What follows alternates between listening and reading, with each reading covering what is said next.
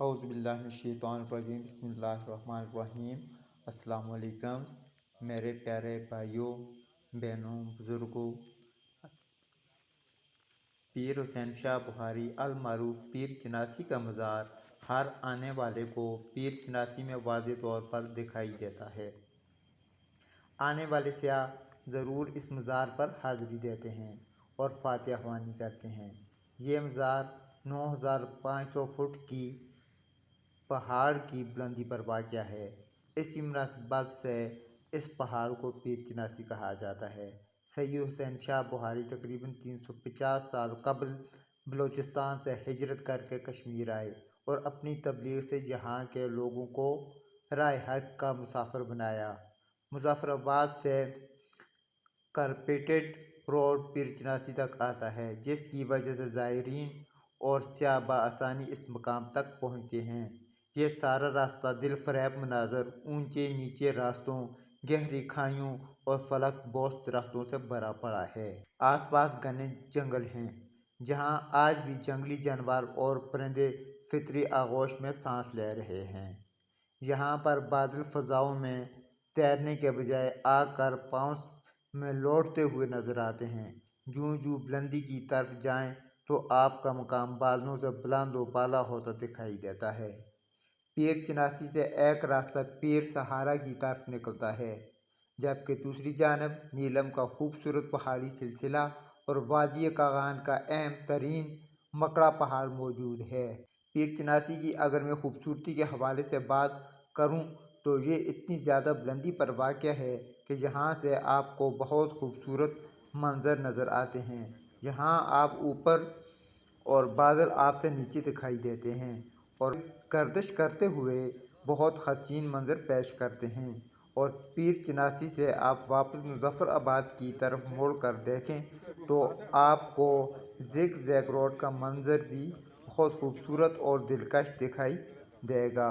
پیر چناسی کی طرف آپ اپنی فیملی کے ساتھ بھی بآسانی آ سکتے ہیں، کیونکہ روڈ کی کنڈیشن بہت اچھی ہے اور آپ کو پیدل پہاڑ پر نہیں چڑھنا پڑتا، بلکہ گاڑی بآسانی آپ کو پیر چناسی ٹاپ تک لے جاتی ہے۔ پیر چناسی میں موجود بازار بھی بہت خوبصورت دکھائی دیتا ہے۔ یہاں سے آپ کو ریفریشمنٹ کا سامان بآسانی مل سکتا ہے۔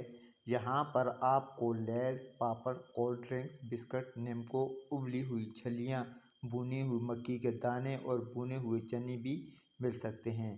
یہاں پر مختلف اقسام کی جڑی بوٹیاں بھی جنگلات سے نکال کر فروخت کرنے کے لیے رکھی ہوئی ہیں۔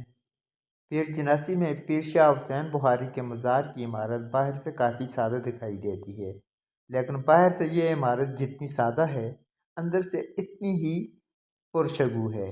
مزار کے چاروں طرف راستے ہیں، جن میں درجنوں کھڑکیاں نصب ہیں۔ اسی راہداری میں کئی رنگوں کے جھنڈے لگے ہوئے ہیں، جبکہ جالیوں پر زائرین کی طرف سے باندھے گئے منتوں اور مرادوں کے دھاگے نظر آتے ہیں۔ مزار کے اوپر کسی قسم کا کتبہ نصب نہیں ہے، لیکن اطراف میں دیواروں اور کتب پر شیشوں کا نہایت خوبصورت کام کیا گیا ہے۔ دیگر اولیاء اللہ کی طرح سید شاہ بخاری سے بھی بہت سی کرامات منسوب ہیں۔ ایک روایت میں آتا ہے کہ ایک مقامی چودھری کی بھینسوں کا ریوڑ اس مقام پر آ کر بیٹھ گیا اور 7 روز تک وہ ریوڑ اسی مقام پر بیٹھا رہا۔ ایک ہفتے کے بعد یعنی 7 دنوں کے بعد چودھری کو خواب آیا کہ وہ ریوڑ میں سے ایک بھینس کو قربان کر دے۔ کہا جاتا ہے چودھری نے ایک بھینسے کو ذبح کیا تو تمام بھینسیں بھی اٹھ کر واپس چلی آئیں اور چودھری کی مشکلات آسان ہو گئیں۔ گرمیوں میں پیر چناسی ایک بہترین پرفضا سیاحتی مقام کی حیثیت رکھتا ہے، مگر سردیوں میں یہ وادیاں کفن اوڑھ لیتی ہیں۔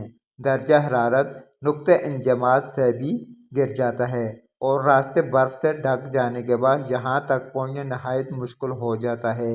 اسی لیے سیاحوں کی بڑی تعداد گرمیوں میں پیر چناسی کا رخ کرتی ہے، جبکہ سردیوں میں چند سیاحوں کے علاوہ کوئی بھی ادھر کا رخ نہیں کرتا۔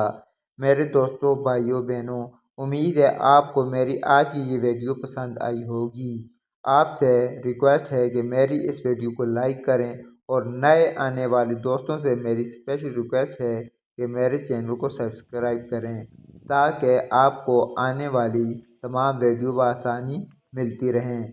آئندہ ویڈیو تک کے لیے آپ سے اجازت چاہتا ہوں۔ اللہ حافظ۔